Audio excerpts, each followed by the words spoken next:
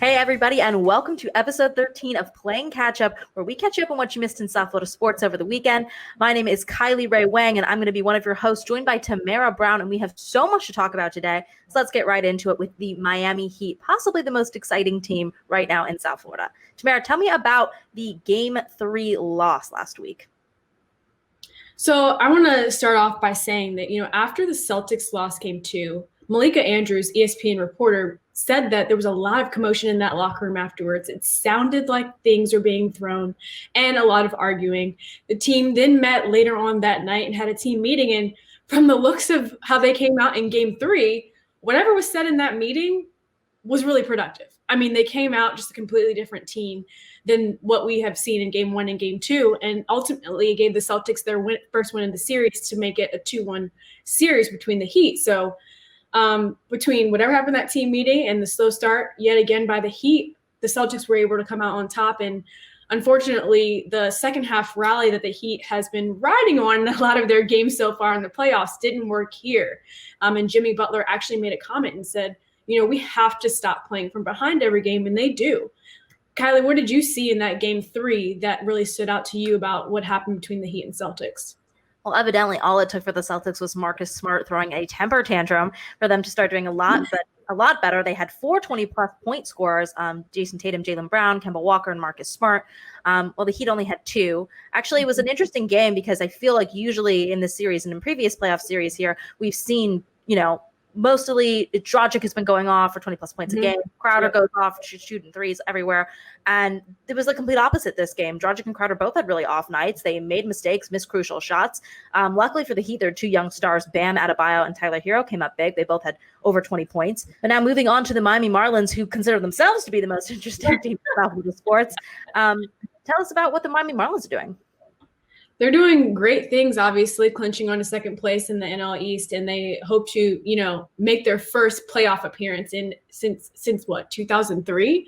I want to say, since winning the 2003 World Series. Yeah. So the fact that it's been 16 years, a 16-year playoff drought, I think it's safe to say that this team is pretty entertaining, Kylie, as they have released in their press release. But I think there's a lot to be excited about, especially considering the way things started off, with the coronavirus and everything. Who would have thought that they would be where they are right now? I mean, to think about your team essentially like being in the state that it was when this pandemic was going on and then where they are now, it's like, I probably wouldn't have called it. I'm sure they wouldn't have called it. So it's a really exciting time to be this Marlins team who is coming off a great series against the Washington Nationals. Kylie, what do you think? Yeah, they won 3 of 5 out of that series. On Friday, they won 14-3. On Saturday, another win, 7-3. The Sunday, they had a double header. They won the first game 2-1, but they actually got a big loss, a 15-0 shutout loss. Later on Sunday. A couple of things that they did do. They designated Sean Rodriguez for assignment, and they activated John Birdie from that 10-day injury list. Also, going back to August 1st, they would have traded with the Orioles that was centered around Richard Blair, and they announced that Isaac De Leon was that player to be named later in that trade. So he's going over to the Orioles. They're starting a 4-game series versus the Braves tonight at 7. So we'll see how that goes. Right now, I think you mentioned this, but right now it looks like they're second place in the NL East. They might make a really nice little playoff spot there. Moving on to another team has also been doing a little bit better lately, the Inter Miami soccer team. I know they just won their first road game of the season. Can you tell me about that? 2-1, their first road game of the season against Atlanta United. They bounced back from that loss last week against Orlando City. So just a really exciting time for them, I think, especially after the stretch that they've been on where they've had most of their success at home, a few ties on the road. And, to get this first one on the road is definitely a huge step in the right direction for this expansion team. And, I'm hoping to see, things continue to progress from here. Kylie? Yeah, they're playing the New York Red Bulls on Wednesday at 8 p.m. Now, they did finally officially confirm that Gonzalo Higuain is on the team from Juventus. Juventus lost a record-breaking 75 million pounds by letting him go, which is insane, but he made it here. He still has to clear quarantine and get his visa, but he's expected to play probably this week, maybe against the Red Bulls on Wednesday, but that's probably pretty optimistic. It'll probably be more like Saturday. Is there an update on the salary? I haven't heard anything yet, but we all know he's going to be making salary. salary. It's just a question of exactly how much. But I'm sure they'll be releasing details about that within this next week. Moving on to the Dolphins, who are not quite as successful recently. I'm not sure if you watched that game on Sunday, but So between the game switching to the Steelers, it was kind of hard to watch. It's kind of hard to watch most of it because of that. Yeah. You know, power outages and technical difficulties prevented us from seeing a lot of that game. But when it did go back to the Dolphins game, it was definitely hard to watch at times. Stephon Diggs had quite a day, and the defense had some trouble with him, as well as quarterback Josh Allen, who was coming off his first 300-yard game last week in week 1 to come into week 2 and have his first 400-yard passing game. Kind of crazy. And it looks like the defense still has some things to working on. The Dolphins defense still has some things to work on. But, I did kind of, like the fight in the fourth quarter, especially to get it down to a 3-point game with 49 seconds left. It was like, they fought to the end. It was honestly just a little too late. Kylie? Yeah. It was honestly, the final score is 31-28. It didn't feel like they lost by only 3 points. Yes. It felt like it was not a good game for them. And you talked about how the defense needed work. They spent so much money in the offseason signing Byron Jones and signing Xavier Howard to those 2 huge contracts. And they didn't really help. To be fair, Byron Jones did exit the game in the first quarter with a groin injury. He did not return. So we'll keep you updated on whether or not he's going to come back next week. Devontae Parker was active for this game. He exited last week with a hamstring injury, but he came back. It was just all around. The only highlight of this game was tight end Mike Gesicki, who was amazing. A one-handed catch.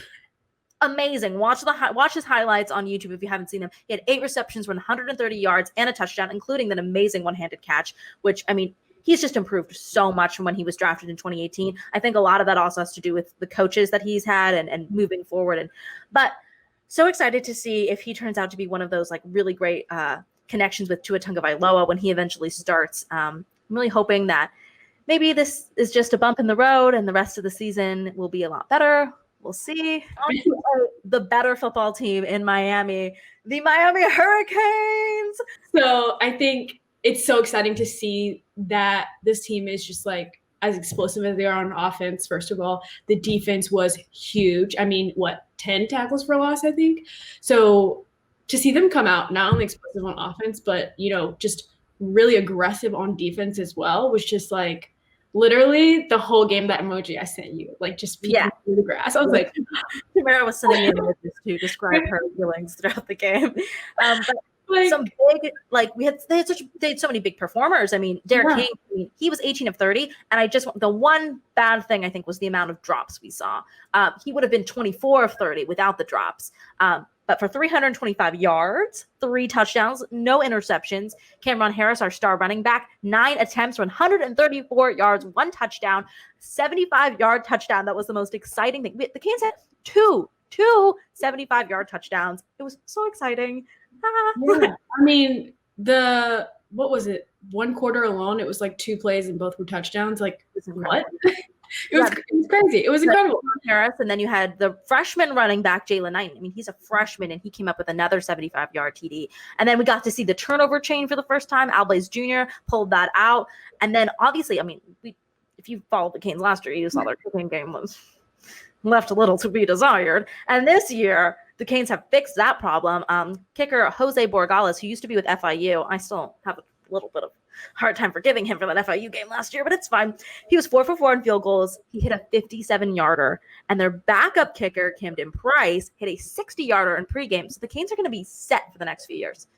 It's a great place to have depth in your special teams. I think a lot of people, underrate how important special teams is to you. And, there have been times where I've been actually watching NFL games and a graphic came up on the screen about, the luck that the special teams have had lately. It's how many field goals that they've missed in the NFL so far this season is crazy. And I think until that graphic went up yesterday, I was like, honestly, you don't realize how valuable these kickers are until you have a bad one. And that's when you realize, okay, this is actually something that we really need. And so it's nice to see a guy like Dallas come up and he's there. He shows up day in and day out. And to have your coach have that confidence in you to kick a 57-yard field goal in the first half on like 4th and 3 is just, again, me peeking through the grass, like, wow. And he has the support of his whole team. I mean, the fact that D'Eriq King in his press conference was like, yeah, I have confidence that anytime we pass the 50, we're in field goal range. It's like, you can't say that about many people that often. And so I really like the respect that this team has for Borregales. And now the Canes community has that same respect for him as well after we've seen him just completely like dominate, especially in this past game at Louisville. Yeah, I will even consider forgiving him for the FIU game last year. I'm not there yet, but we may get there. To be fair, he said he's wanted to be a Cane his entire life. So okay. Look here. He's wanted to be a Cane, and you know, look, that wish was granted, so it's fine. All right. Well, thank you guys for watching episode 13 of Playing Catch Up. That's all we've got for you today. Make sure you check us out on our episode on Wednesday and Friday. And don't forget to tune into those and follow us on Twitter at Kylie Rae Wang and at I'm Tamara Brown. Thanks for watching, guys. Have a good one.